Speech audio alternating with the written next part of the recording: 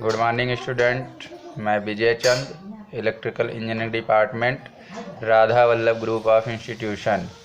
आज मैं electrical second year के लिए ट्रांसमिशन एंड डिस्ट्रीब्यूशन सिस्टम का अगला टॉपिक लेकर आया हूँ, जिसका नाम है अंडरग्राउंड केबल। अंडरग्राउंड केबल होता क्या है?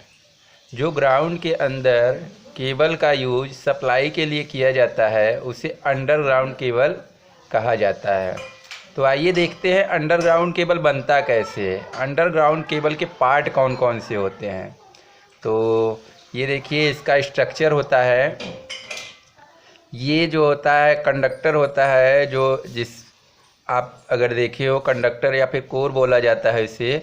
फिर उसके ऊपर का जो पार्ट होता है इंसुलेशन, क्योंकि ये जो तीनों कंडक्टर हैं जब तीनों में सप्लाई दी जाती है तो उनको अलग अलग सेपरेट करने के लिए इंसुलेशन का प्रयोग किया जाता है। ठीक है। फिर कोर और इंसुलेशन के बाद आता है आपका लेड शीथ, कवरिंग प्रदान करता है, इसको मेटालिक शीथ प्रदान करता है, क्योंकि ये इसको नमी और मॉइस्चर से बताता है कंडक्टर और इंसुलेशन को। फिर उसके बाद आता है आपका बेडिंग, फिर उसके बाद आता है आपका आर्मरिंग, फिर उसके बाद आता है आपका सर्विंग या फिर कवरिंग। यहाँ पर अगर हम देखें, कंडक्टर जनरली हमारा एल्युमिनियम का बना होगा या फिर कॉपर का बना होगा। इंसुलेशन हमारा बना होगा पॉलीविनाइल क्लोराइड का बना होगा। लेड शीथ किसका बना होगा? लेड का बना होगा। बेडिंग किसका बना होगा? कॉटन पेपर का। आर्मरिंग स्टील का बना होगा। सर्विंग यानी कवरिंग जो होगी पीवीसी का या फिर थर्मोसेटिंग प्लास्टिक का हो सकता है। अब ये जो इसका क्रम है अगर याद करना हो तो एक वर्ड है सिम्बास। सी से क्या होता है आपका कंडक्टर, आई से क्या होता है इंसुलेशन, एम से क्या होता है मेटालिक शीट, बी से क्या होता है बेडिंग, ए से क्या होता है आर्मरिंग, एस से क्या होता है सर्विंग। ठीक है। आइए अब उसको इसके बारे में डिस्कस करते हैं, कौन कौन से पार्ट होते हैं, उनके स्पेसिफिकेशन क्या होते हैं। तो इसके निम्नलिखित भाग होते हैं। पहला होता है आपका कंडक्टर, दूसरा होता है इंसुलेशन, तीसरा होता है मेटालिक या फिर लेड शीथ, फिर अगला होता है बेडिंग, फिर होता है आर्मरिंग, फिर होता है सर्विंग। तो आइए देखते हैं कंडक्टर क्या होता है। कंडक्टर को बनाने के लिए कॉपर या एल्युमिनियम का प्रयोग किया जाता है, परंतु एल्युमिनियम की जो कास्ट होती है वो कम होती है तथा मेलियाबिलिटी जो होती है, लचीलापन होता है, वह अधिक होने के कारण जनरली एल्युमिनियम कंडक्टर का ही यूज किया जाता है। यदि केबल में 3 अलग अलग वोल्टेज लेवल के होते हैं तो उसे 3 कोर केबल कहा जाता है। ठीक है। अब आइए देखते हैं इंसुलेशन।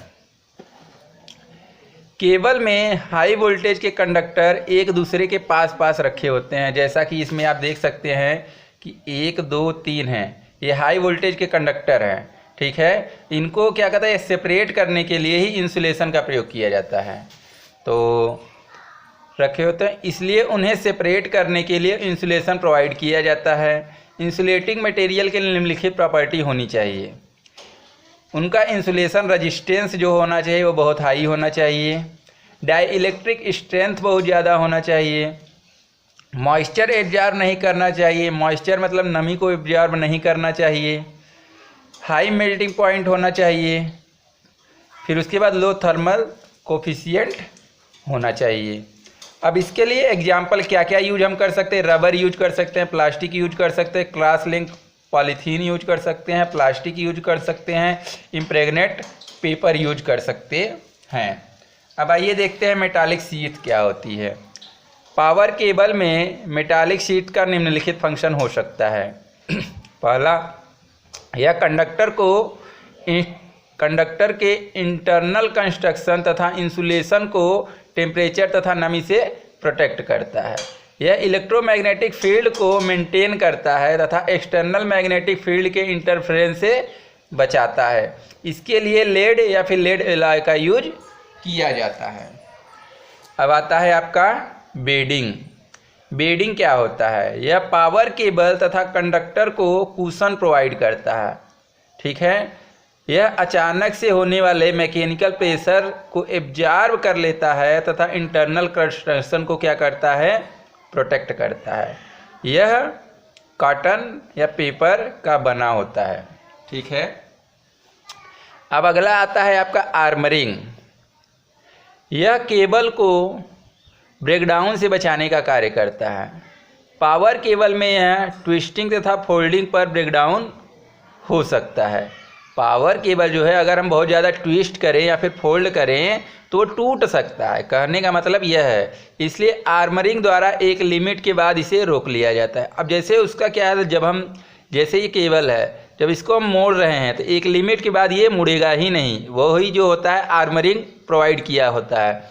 आर्मरिंग के लिए स्ट्रॉन्ग स्टील को क्रॉस लिंक करके आर्मरिंग नेट बनाया जाता है। जैसे आज की केबल जब आप खोलेंगे तो उसमें देखेंगे वो सबसे ऊपर जो लेयर होता है उसके जस्ट नीचे लेयर देखेंगे कि जाली नुमा बना होता है, वही होता है आपका आर्मरिंग। अब आइए देखते हैं in the last serving. Cable को प्रोटेक्शन प्रदान करने के लिए तथा नमी से बचाने के लिए कवरिंग करने के लिए सर्विंग का प्रयोग किया जाता है। सर्विंग के निम्नलिखित गुण होने चाहिए: high mechanical strength, high flexibility, moisture absorb नहीं करना चाहिए, टेम्परेचर से इफेक्ट नहीं होना चाहिए। अतः इसे बनाने के लिए पीवीसी तथा थर्मोसेटिंग प्लास्टिक का प्रयोग किया जाता है। अब आइए देखते हैं classification of cable. Classification of cable में हम देखेंगे केबल कितने प्रकार का होता है। तो केबल जनरली 3 आधार पर बांटा गया है। पहला वोल्टेज के आधार पर, दूसरा कोर के आधार पर, तीसरा कंस्ट्रक्शन के आधार पर। तो आइए सबसे पहले देखते हैं वोल्टेज के आधार पर। तो हम जानते हैं लो वोल्टेज होता है, हाई वोल्टेज होता है, सुपर वोल्टेज होता है, एक्स्ट्रा हाई वोल्टेज होता है, एक्स्ट्रा सुपर वोल्टेज होता है। तो लो वोल्टेज पर जो केबल यूज किया जाता है उसे लो वोल्टेज केबल, एक केवी से कम, हाई वोल्टेज 11 केवी, सुपर वोल्टेज 22 से 33 केवी तक, एक्स्ट्रा हाई वोल्टेज 66 केवी और एक्स्ट्रा सुपर वोल्टेज जो होता है 132 केवी के ऊपर होता है। अब कोर के आधार पर देख लेते हैं। सिंगल कोर होता है, 3 कोर होता है, 3.5 कोर। 3.5 कोर जो होता है ये स्पेशली सेकेंडरी डिस्ट्रीब्यूशन में यूज होता है। ठीक है, अब हम देखते हैं कंस्ट्रक्शन के आधार पर। कंस्ट्रक्शन के आधार पर केबल को 3 भागों में बांटा गया है: belted cable, screened cable, pressure cable. Belted cable का जो यूज किया जाता है मैक्सिमम 11 किलोवोल्ट तक यूज किया जा सकता है। स्क्रीन्ड केबल को मैक्सिमम 66 किलोवोल्ट तक यूज किया जा सकता है। प्रेशर केबल को 66 किलोवोल्ट से अधिक वोल्टता के लिए प्रयोग किया जाता है। अब हमारे पास 2 तरीके के केबल होते हैं, ओवरहेड केबल तथा अंडरग्राउंड केबल। तो आइए दोनों का कंपैरिजन देखते हैं। कंपैरिजन क्या होता है? कंपैरिजन में पहला अगर हम कास्ट की बात करें, इनिशियल कास्ट की बात करें, तो ओवरहेड लाइन का जो कास्ट होता है वो बहुत कम होता है, अंडरग्राउंड केबल का बहुत ज़्यादा होता है। अगर हम पब्लिक सेफ्टी की बात करें तो इसमें सेफ्टी कम होती है, क्योंकि ओवरहेड लाइन में शॉर्ट सर्किट वगैरह होता है तो बहुत ही दिक्कतें होती हैं। लेकिन अंडरग्राउंड में कोई फॉल्ट नहीं होता है, यानी कि यह सेफ्टी पर्पज से अच्छा होता है।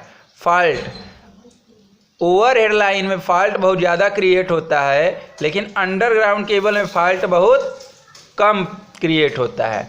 अपीयरेंस मतलब दिखना। ओवरहेड लाइन दिखने में अच्छा नहीं होता है, जबकि अंडरग्राउंड केबल दिखने में अच्छा होता है। फ्लेक्सिबिलिटी, लचीलापन जो होता है यह अच्छा होता है। फ्लेक्सिबिलिटी इसकी अच्छी होती है, लेकिन इसकी फ्लेक्सिबिलिटी अच्छी नहीं होती है। फॉल्ट लोकेशन, इसमें जो है फॉल्ट लोकेशन दिखाई देता है। ऊपर से अगर हम देखें ओवरहेड लाइन में जहाँ पर फॉल्ट होता है हमें पता चल जाता है, लेकिन अंडरग्राउंड केबल में कहाँ फॉल्ट हुआ है यह हमको दिखाई नहीं देता है। अब रिपेयर की बात कर लेते हैं, रिपेयरिंग सिस्टम की। इसमें रिपेयरिंग सिस्टम ओवरहेड लाइन में आसान होता है, क्योंकि यह हमको दिखाई देता है। लेकिन अंडरग्राउंड केबल में फॉल्ट को सबसे पहले हमें फाइंड करना होता है कहाँ पे फॉल्ट हुआ है। ठीक है। वर्किंग वोल्टेज, वर्किंग वोल्टेज की अगर हम बात करें तो ओवरहेड जो ट्रांसमिशन लाइन होता है वह 400 किलो वोल्ट तक यूज किया जा सकता है, लेकिन अंडरग्राउंड केबल का यूज हम 66 केवी से ज़्यादा नहीं कर सकते हैं।